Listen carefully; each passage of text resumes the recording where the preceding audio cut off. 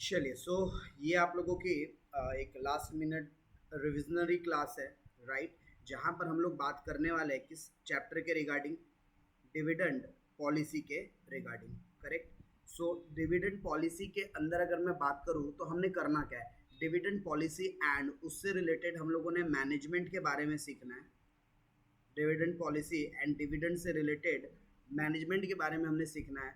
इसके अलावा हम लोगों ने एंड एक और चीज़ सीखना है, फर्म का वैल्यूएशन, कि कैसे हम डिविडेंड पॉलिसी टेक्निक का इस्तेमाल करके अपने बिजनेस के मतलब का वैल्यूएशन कर सकते हैं, हमारे बिजनेस का वैल्यूएशन कर सकते हैं। बेसिकली डिविडेंड क्या होता है, पहले हम इसका एक थ्योरेटिकल कॉन्सेप्ट और थ्योरेटिकल एस्पेक्ट को पहले एक बेसिक थ्योरी एस्पेक्ट इसका गो थ्रू करते हैं, करेक्ट। देन फिर उसके बाद हम इसके प्रैक्टिकल अप्रोच की तरफ चलेंगे, जहां हम वॉल्टर मॉडल, गॉर्डन मॉडल और एमएम अप्रोच के ऊपर क्या करने वाले, चर्चा करने वाले। Let start the theoretical portion of this chapter. अगर हम बात करें कि एग्जाम में इस टॉपिक से रिलेटेड आपको किस किस तरीके के थ्योरेटिकल क्वेश्चंस आ सकते हैं, तो पहला जो थ्योरेटिकल क्वेश्चन इस यूनिट से आने का जो चांस बनता है वो बनता है कि भाई what is dividend, what are the forms of dividend, जिसकी प्रोबेबिलिटी बहुत लेसर है, बहुत कम प्रोबेबिलिटी ये वाले क्वेश्चन के आने की। बट भाई डिविडेंड क्या है, तो dividend is a part of earning which are distributable to the share holders, right. Company के प्रॉफिट का कुछ हिस्सा जो किसको डिस्ट्रीब्यूटेबल होता है, शेयर होल्डर्स को। तो इसी को हम क्या बोलते हैं, डिविडेंड बोलते हैं। डिविडेंड अलग अलग प्रकार से दिए जा सकते हैं, लाइक डिविडेंड दिया जाता कैश में, डिविडेंड दिया जा सकता है बोनस में, डिविडेंड दिया जा सकता है स्टॉक में, राइट। ये सब अलग अलग फॉर्म है। डिविडेंड दिया जा सकता है राइट इशू के तौर पे। तो ये सब डिविडेंड्स इशू करने के क्या है, अलग अलग फॉर्म्स है।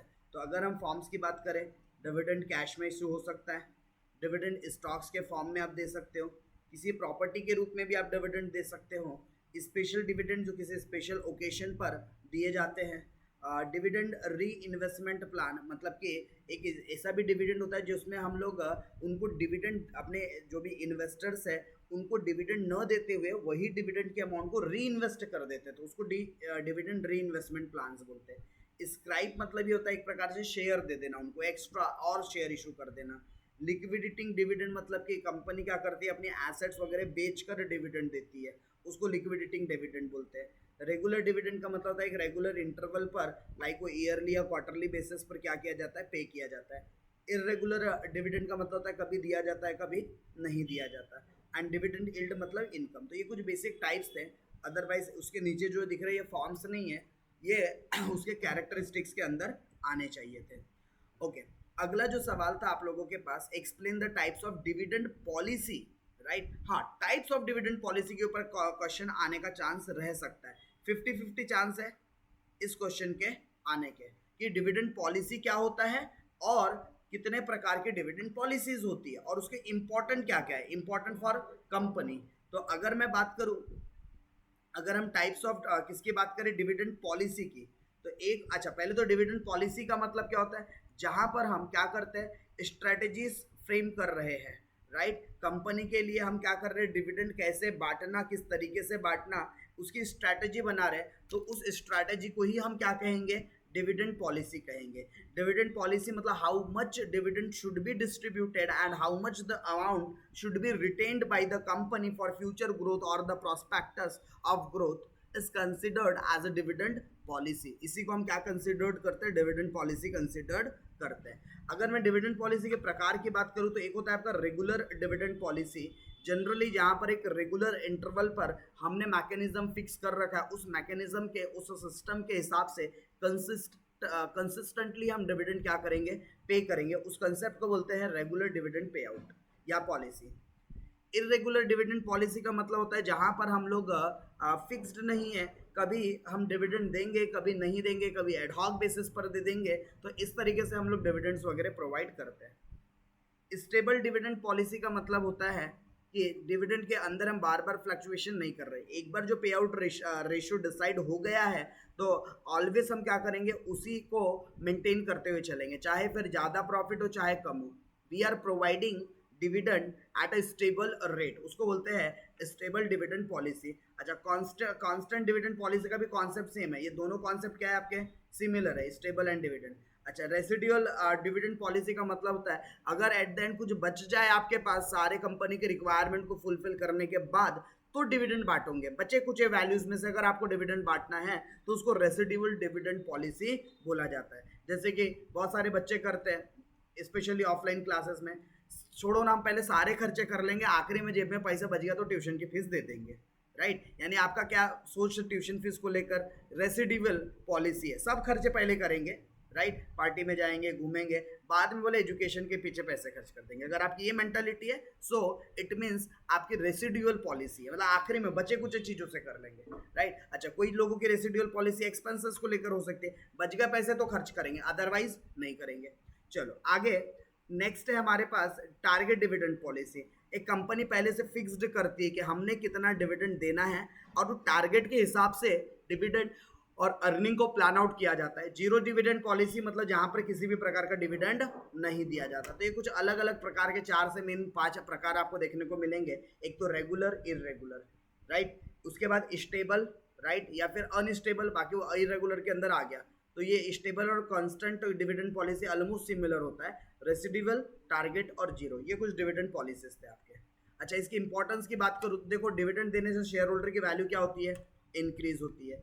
आपका जो कैपिटल, मतलब जो आपका जो मेन पैसा है बिजनेस का, वो कैपिटल आपकी रिटेन्ड अर्निंग कैपिटल के फॉर्म में जमा थी या प्रॉफिट के फॉर्म में जो जमा थी, वो धीरे धीरे हम किसको, ओनर्स को ट्रांसफर करते जा रहे in the form of dividend. देख, कोई भी इन्वेस्टर जब इन्वेस्ट करता है ना, उनके दिमाग में ये चीज रहती है कि यार मेरे को वहां से डिविडेंड मिलेगा। हर एक इन्वेस्टर की सोच होती है कि जो कंपनी डिविडेंड देती है वो कंपनी अच्छी होंगी। तो एक परसेप्शन बना है कि भाई हायर डिविडेंड अगर कोई कंपनी प्रोवाइड कर रही है तो कंपनी बड़ी अच्छी कंपनी होंगी, राइट। जैसे कि अभी रिसेंटली एक कंपनी है जिन्होंने FIDSMLR करके कंपनी है, जिन्होंने एक शेयर पे 40 रुपए का डिविडेंड अनाउंस किया। कितने रुपए का है? एक शेयर पे वो 40 रुपए का डिविडेंड दे रहा है। और कंपनी का शेयर का भाव कितना है पता है क्या? जिस दिन इन्होंने ये अनाउंसमेंट किया था उस दिन उस शेयर का भाव था 49 रुपीज। कितना था? 40 नहीं, 59 रुपीज था जिस दिन उन्होंने अनाउंसमेंट किया था। तो लोगों को क्या लगा, इन्वेस्टर को क्या लगा, अरे बाप रे, 59 रुपीज के शेयर वाली कंपनी 40 का तो डिविडेंड ही दे रही है। बोले ले लेते शेयर, ये शेयर क्या कर लेते, ले लेते, 40 रुपए तो वैसे भी मिल जाएंगे हमको। यानी शेयर की एक्चुअल कॉस्ट कितनी पड़ गई, 19 रुपए। लेकिन क्या हुआ, लोगों का परसेप्शन बना डिविडेंड दे रही है कंपनी इसलिए बहुत अच्छी कंपनी होंगी। और प्रीवियस मार्केट जब गिर रहा है तब ये कंपनी ने अपर सर्किट लगाया 20% का भाव, 20% ऊपर, 59 में सीधा 20% ऊपर भाव पहुंच गया सीधा कहां पे, 70 रुपए पे। कहां पहुंच गया, 70 रुपए पे। फिर नेक्स्ट डे मार्केट फिर अपर सर्किट लगा और इन्होंने अब अपने अपर सर्किट को मतलब रिवाइज किया हुआ है, तो इनका अपर सर्किट लगा और लगभग अभी शेयर मेरे ख्याल से 81 रुपीज के अराउंड क्या कर रहा है, चल रहा है। और अभी भी किसी को नहीं मिल रहा है। मतलब 2 दिन के अंदर आप सोचो कंपनी ने कितने परसेंट का इन्वेस्टर्स को बेनिफिट दे दिया। और ये सिर्फ किसकी वजह से हो पाया, इन्वेस्टर के परसेप्शन की वजह से। तो डिविडेंड एक बड़ा मार्केट के अंदर परसेप्शन क्रिएट करता है कि अगर कंपनी अच्छा खासा हैंडसम डिविडेंड देती है तो फिर लोगों का भरोसा उस कंपनी के ऊपर बढ़ जाता है और लोग उस कंपनी की डिमांड पर ज्यादा करना शुरू कर देते हैं। Market expectations, right, yes, dividend policy की वजह से मार्केट एक्सपेक्टेशंस भी इंपैक्ट करती है कि अगर आप डिविडेंड जिस हिसाब से दे रहे हो, जैसे ये कंपनी ने 40 रुपए का डिविडेंड डिसाइड किए देना है तो उसकी वजह से उसकी मार्केट में देखो वैल्यू भी तो इंक्रीज हो रही है। मार्केट में तो लोग उस कंपनी के साथ एक पॉजिटिव कनेक्शन देख रहे हैं क्योंकि भाई जो कंपनी 40 रुपए का डिविडेंड दे सकती है एक शेयर का पीछे, मतलब कंपनी के अंदर दम तो बहुत होगा। तो लोगों को अब उस कंपनी से क्या हो गया, उम्मीदें बढ़ गई है, right. Cost of capital, yes, retained earning में से अगर आप कुछ दे रहे हो तो ये आपके कॉस्ट को भी इंपैक्ट करता है। टैक्स कंसिडरेशन, जब आप डिविडेंड बांटते हो तो कंपनी के लिए तो एक प्रकार से देखा जाए तो एक्सपेंसेस, हालांकि ये एक्सपेंसेस टैक्स में किसी प्रकार का बेनिफिट प्रोवाइड नहीं करता है, बट हाँ आपके रिजर्व्स में से ये प्रॉफिट मेंटेन्ड हो जाता है। Liquidity management, corporate governance, competitive position, ये सब आपके क्या है, ये सब डिविडेंड पॉलिसीज के कुछ इंपॉर्टेंट क्या है, फीचर्स या कैरेक्टरिस्टिक्स है बोल सकते हैं। लाइक कॉस्ट ऑफ कैपिटल, मतलब डिविडेंड पॉलिसी की वजह से हमारा कैपिटल स्ट्रक्चर पे भी फर्क पड़ता है, टैक्स कैलकुलेशन पे फर्क पड़ता है, हमारे पास लिक्विडिटी ज़्यादा है कब है वो चीज़ पता चलती है। कॉर्पोरेट गवर्नेंस, किस तरीके से हमारा कॉर्पोरेट या कंपनी के अंदर प्रैक्टिस चल रही है वो सारी चीज़ें पता चलती है, हमको हमारी कॉम्पिटिटिव पोजीशन पता चलती है, लॉन्ग टर्म का हमारा विजन और प्लान क्लियर होता है, डिविडेंड को हम री इन्वेस्ट कर सकते हैं, फाइनेंशियल फ्लेक्सिबिलिटी हमको मिलती है। उसके अलावा हम एक स्टेबल रेट से अर्न कर सकते हैं। और मैनेजमेंट क्या करती है इसके लिए, कुछ स्ट्रेटेजी बनाती है, इंसेंटिव्स दिमाग में मैनेजमेंट के रहता है अपने शेयर होल्डर को कैसे देना। चलिए मैं आगे बढ़ूंगा और नेक्स्ट डिविडेंड पॉलिसी क्या होता है और कौन कौन से फैक्टर्स है जो आपके डिविडेंड पॉलिसी के अंदर बड़े इंपॉर्टेंट रोल प्ले करते हैं। तो डिविडेंड पॉलिसी मतलब जो set of instruction, rules, regulation, structure बनाना, कितना डिविडेंड डिस्ट्रीब्यूट करना है, कितना रिटेन रखना है, उसी को क्या बोला जाता है, डिविडेंड पॉलिसी। तो मैं डिविडेंड पॉलिसी के कुछ इंपॉर्टेंट डिटर्मिनेंट्स फैक्टर की तरफ आता हूँ कि कौन कौन से ऐसे फैक्टर्स है जिसकी वजह से हमारा डिविडेंड पॉलिसी इम्पैक्ट करता है। तो सबसे बड़ा और इम्पॉर्टेंट है आपका अर्निंग स्टेबिलिटी। आप एक रेगुलर रेट से कमा रहे हो या नहीं कमा रहे, आपकी अर्निंग कैसी है। अगर आपकी अर्निंग स्टेबल होंगी तो आपका डिविडेंड पे करने का तरीका भी स्टेबल होगा, राइट। तो आपकी अर्निंग स्टेबिलिटी बड़ी इम्पैक्ट करती है आपके किस चीज को, डिविडेंड पॉलिसी के डिसीजंस को। प्रॉफिटेबिलिटी, अगर किसी पर्टिकुलर ईयर में हायर प्रॉफिट हुआ तो आप हो सकता है शेयर होल्डर को हायर डिविडेंड दो, बट किसी ईयर में अगर डिविडेंड नहीं मिल पा रहा तो आप लोअर डिविडेंड दोगे, तो वो बात को भी कंसिडर करना होता है। Cash flow generation, growth opportunities, capital expenditure need या फिर डेप्ट ऑब्लिगेशन, ये सब वो कारण है जिनकी वजह से हम लोगों को क्या करना पड़ता है, डिविडेंड पॉलिसी से रिलेटेड डिसीजंस लेने पड़ते हैं। और ये सारे डिसीजन इम्पैक्ट करते हैं आपके, राइट। ये सारे डिसीजंस क्या करते हैं, आपके इम्पैक्ट करते हैं। तो एक बार जस्ट ये सारे पॉइंट्स को क्या करते हुए करना है, आप लोगों ने रीड करते हुए चलना है। तो होप आप, मैं हाईलाइट करते हुए बुलेटेड पॉइंट चल रहा हूँ, आप यहाँ पर क्या भी करते चल रहे हो, रीड करते चल रहे हो। ओके, इसके बाद आप लोगों को अप्रोच ऑफ डिविडेंड के बारे में आ सकता है। रेलेवेंस, अच्छा रेलेवेंस ऑफ डिविडेंड पॉलिसी है तो सब इंपॉर्टेंस वगैरह लिखना जितना अभी तक हमने पिछले 10-11 मिनट की क्लास में किया हुआ है डिस्कस, करेक्ट। अच्छा, अगर आपको अप्रोचेस या फिर आप लोगों को मॉडल्स ऑफ डिविडेंड पॉलिसी आता है तो उसमें एक मॉडल है आपका वॉल्टर साहब का। वॉल्टर मॉडल ने क्या बताया था, उनका फॉर्मूला क्या था, किस तरीके से कैलकुलेट करेंगे और उनके अजम्पशंस क्या थे। हालांकि सारी बात हम लोगों ने रेगुलर क्लासेस के अंदर भी देख रखा है, बट स्टिल हम उनके अजम्पशन, क्योंकि ये यूनिवर्सल अजम्पशंस है। तो वॉल्टर मॉडल का जो अजम्पशन था कि हम डिविडेंड स्टेबल रेट से देंगे, मतलब डिविडेंड जो देना है हमने, हम एक कांस्टेंट डिविडेंड क्या करने वाले, मेंटेन करने वाले, ऐसा वॉल्टर साहब का मानना था। दूसरा इनका मानना था कि भाई जो भी हम डिविडेंड देंगे वो सारा का सारा, मतलब जो कंपनी का जो कैपिटल स्ट्रक्चर है वो सारा का सारा इंटरनल सोर्स से आता है। मतलब कि कंपनी जो भी फाइनेंसिंग करती है 100% फाइनेंसिंग कंपनी कहाँ से करेंगी, 100% फाइनेंसिंग कंपनी इक्विटी से करेंगे। यानी इनके पास डेप्ट, एक्सटर्नल फंड का कोई सोर्स ही नहीं है, सारा पैसा कहाँ से आने वाला है, इंटरनल फंड से आने वाला है। कांस्टेंट रेट ऑफ रिटर्न रहेगा, जो रेट से कमा रहे हो रेट में बदलाव नहीं होगा। टाइम ओरिजिन की कोई लिमिट नहीं थी और नो ग्रोथ इन डिविडेंड, मतलब इन्होंने ग्रोथ के कॉन्सेप्ट को कंसिडर ही नहीं किया। और ये फार्मूला कि भाई कैसे हम निकाले, तो मैं आप लोगों को प्राइस निकालने का ही यहाँ पर फार्मूला बताता हूँ, हम जो वॉल्टर मॉडल में यूज करने वाले हैं। वॉल्टर मॉडल के लिए हम जो प्राइस इस्तेमाल करने वाले हैं, ये फार्मूला, वो कौन सा फार्मूला इस्तेमाल करने वाले आप अपने पास लिख के रख लीजिए, क्योंकि जब हम प्रैक्टिकल एस्पेक्ट की तरफ चलेंगे तो ये फार्मूले ही आपको काम आने वाले हैं। कितने रुपए का डिविडेंड दिया divided by cost of equity, plus कर देंगे इसमें से आर इंटू अर्निंग में से डिविडेंड को माइनस करेंगे, करेक्ट, और डिवाइडेड बाय के, और इसके भी डिवाइड में के।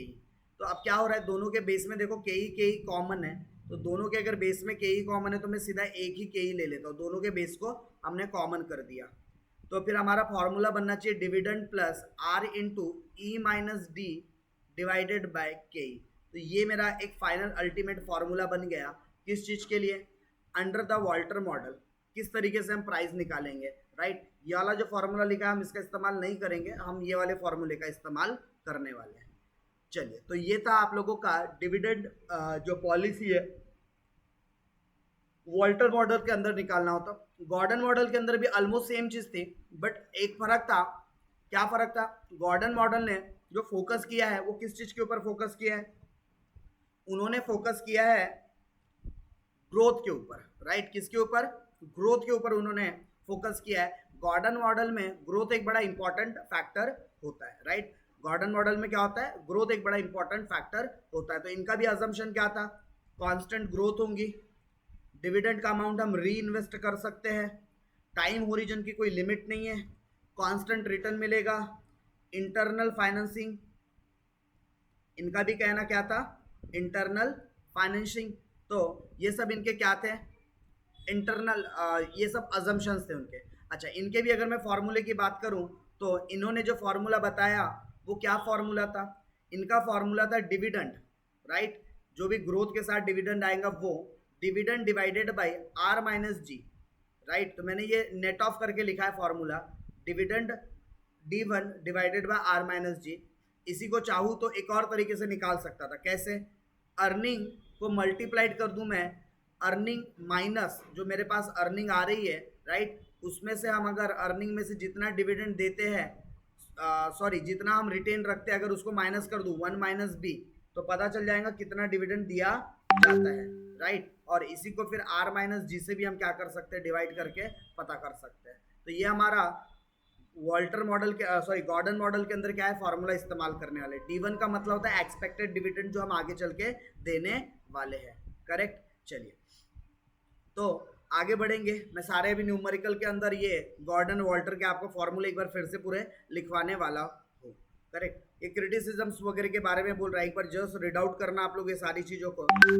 इसके बाद एक MM अप्रोच आपके पास आ जाता है, राइट। कौन सी अप्रोच आ जाती है आपके पास, MM अप्रोच। ये सारे पॉइंट्स पढ़ना आप लोगों ने एक बार, बहुत सारे पॉइंट आपको रिपीटेटिव देखने को मिलेंगे, ओके। नेक्स्ट हमारे पास एक MM अप्रोच था, तो MM अप्रोच के अंदर इसको भी डिविडेंड इररिलेवेंस अप्रोच बोला जाता है। बाकी इसके पहले जो दो अप्रोच देखा वॉल्टर और गॉर्डन, वो रिलेवेंस अप्रोच थे, ये इररिलेवेंस अप्रोच है। यहाँ आप कैपिटल स्ट्रक्चर कैसा भी बैठालना बैठाल दो, यहाँ कोई फर्क नहीं पड़ता, राइट। तो यहाँ पर भी आप लोगों को इसके एक बार अजम्पशन अच्छे से रीड कर लेना है MM अप्रोच के, राइट, और किस तरीके से वर्क करता है वो सारी चीज़ें। तो आप लोगों को थ्योरेटिकल अगर बात करूँ तो किस पर ज़्यादा फोकस करना चाहिए, सबसे पहला फोकस आपका होना चाहिए what is dividend policy, explain it's relevance. दूसरा वॉल्टर, गॉर्डन और MM अप्रोच, इन तीनों ऑथरों के ने क्या अजम्पशन लिए थे और उनके क्या क्या कैरेक्टरिस्टिक्स है, हम लोगों ने वो सारी बातें क्या कर लेना चाहिए, एक बार रीड आउट कर लेना चाहिए। यहाँ पर जब आप पॉइंट्स पढ़ने बैठोगे नोट्स के अंदर, तो आप लोगों को काफ़ी सारी चीज़ें ऐसे लगेंगी यार ये तो ऑलरेडी हमारा पढ़ा हुआ है, ये तो हमको आता है, इस तरीके से। तो आपको कुछ थ्योरेटिकल पोर्शन इस तरीके से प्रिपेयर्ड करने हैं। तो मैंने एक जस्ट आपको थ्योरी के लिए मार्गदर्शन मतलब कि डायरेक्शन दिया कि किस तरीके से आप लोगों ने एक आइडिया दिया कि आप लोगों ने इस चैप्टर के अंदर शुरुआत कर लेनी चाहिए थ्योरी को पढ़ने की। हम इस सेशन को यहीं पर एंड करेंगे और नेक्स्ट सेशन में हम इसके प्रैक्टिकल एस्पेक्ट की तरफ जाने वाले हैं और हम बात करने वाले हैं डिविडेंड पॉलिसी के अंदर जो रेलेवेंस और इररेलेवेंस अप्रोचेस होते हैं, तो वहाँ पर हम कैसे वॉल्टर, गॉर्डन या फिर MM अप्रोच से प्राइस या फिर बिजनेस का वैल्यूएशन कर सकते हैं, ये बातें हम सीखने वाले हैं कमिंग क्लासेस के अंदर। इस क्लास को यहीं पर क्या करते हैं, एंड करते हैं।